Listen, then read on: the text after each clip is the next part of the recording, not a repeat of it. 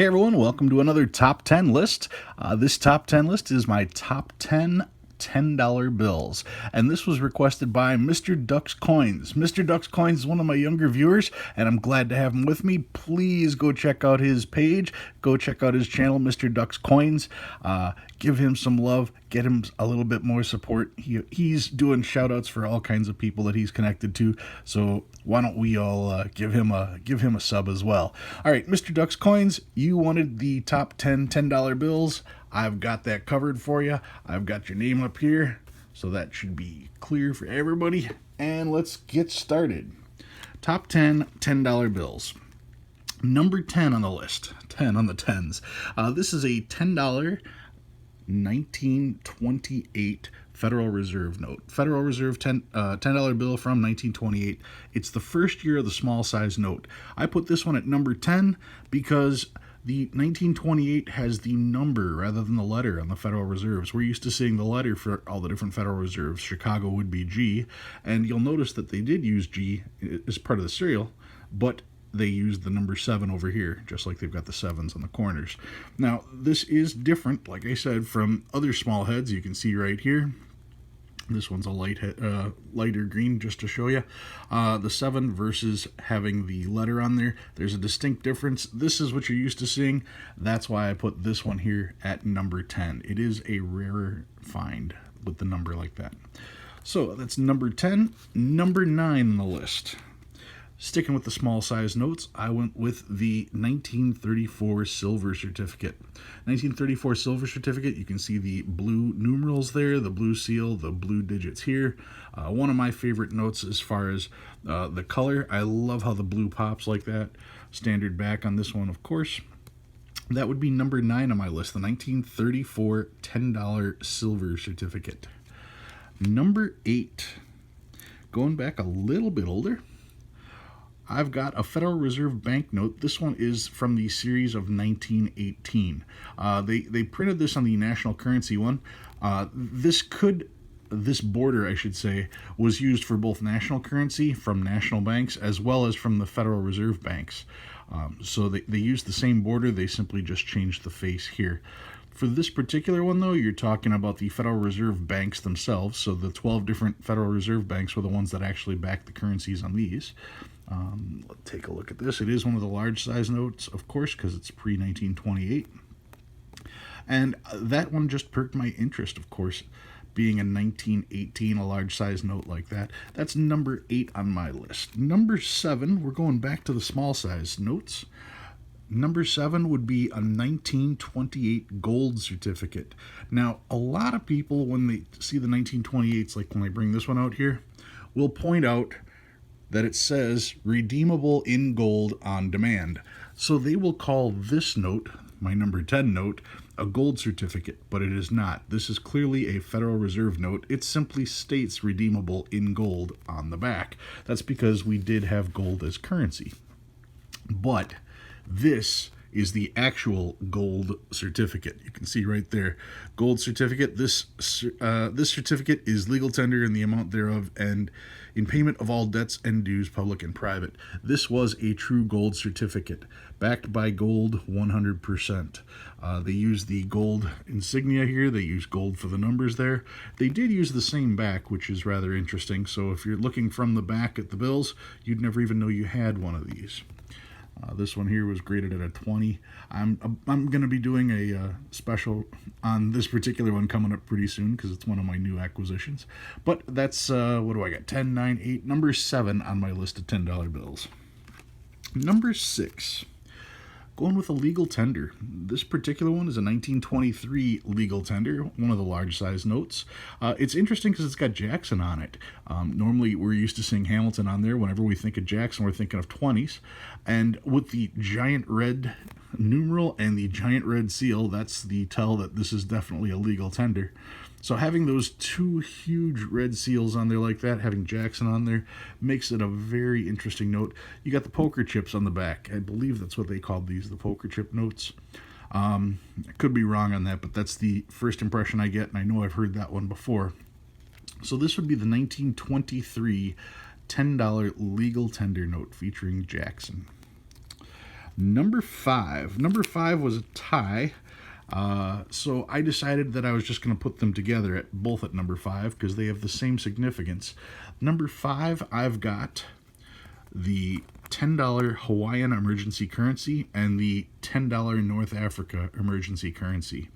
Now, it's interesting that these were both World War II emergency currency notes, both of them in the $10 denomination.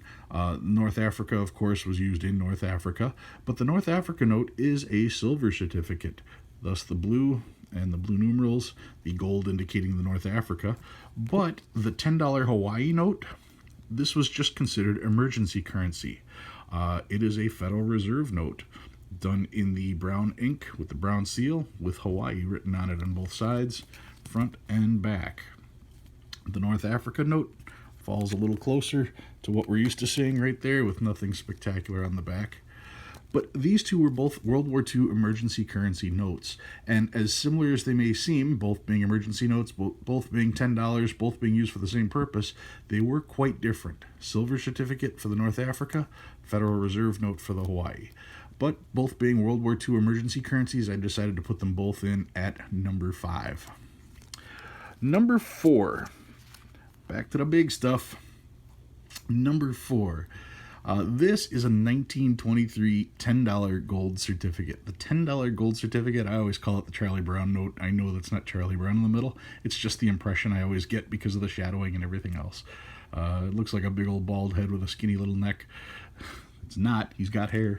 But it doesn't change that that's the impression I always get from this particular note. Anyway, 1922 $10 gold certificate, once again redeemable in gold, certifies here that this is a legal tender in the amount thereof, etc. The gold print here, the gold seal here, this was all in gold, and the difference between the small sized, they went with gold on the back as well. So another really cool $10 bill, distinctly different from all the rest. $10 gold certificate from 1922. Number three on my list. Number three, we're going with the 1869 Jackass note. 1869 $10 bill. This one is a legal tender. Says so on the top. This note is legal tender for $10. Red seal, red numbers. This has the famous eagle on the front. That eagle is what made this note so collectible because, as you can see, that eagle turning his head around, about to take off with his wings spread out. If you rotate this 180 degrees, it's a donkey. That's correct. You can see its eye, you can see its white muzzle, you can see its ears, you can see its mane. That is the Jackass note because it has the eagle that turns into a donkey. Donkeys, of course, were known as jackasses back then. 1869 $10 note, $10 legal tender. Definitely one of my top three. Number two. Number two, we are going with the 1886 $10 Tombstone note. $10 Tombstone note, if I recall, this one is a legal tender. I'm basing that on the red seal. Nope, silver dollars. Silver certificate, silver dollars. Blue on the serial numbers. So we're not looking at that. We're looking at the blue serial numbers. $10 1886 silver certificate featuring, the Tombstone note. This was, what was his name? Hendricks, the vice president who died in office. He was only in office from the beginning of 1885 to the end of 1885. So they put him on there. And let's see. Take a peek at the back. Pretty busy stuff on the back. Very busy on there. But yeah, the famous Tombstone note. Everybody thought it was a tombstone because of the shape here. And most people didn't realize that he was the vice president that was only there for less than a year. I did do a thing on this one last time as well. And number one on my list of $10 bills. Number one, of course, we're going with the Bison note. 1901 legal tender $10 Bison note. Big old red seal, big old red X on there, red serial numbers. You've got the North American Bison front and center. You've got Lewis and Clark on either side. This is just a really impressive note. Doesn't even look like this would be used for currency. Just amazing note here. United States of America on the back, $10. Just a very impressive note. One of the things that I always found interesting was the way that they did the border here. So if you look at it at a glance, it looks like it's almost a misprint because it's not a straight line. There is no straight edge border there, especially on notes that show a lot more wear.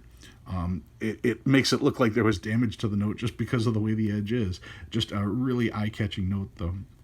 North American Bison, $10 1901 legal tender note featuring Lewis and Clark, and of course North American Bison. All right, that's my top 10 notes, my top 10 $10 bills. I want to thank Mr. Ducks Coins for suggesting it. I was happy to put that together. Don't forget to check out his channel as well. I appreciate you guys watching me, and I appreciate Mr. Ducks Coins also suggesting this to me. Thanks everyone for watching, and I'll see you again next week.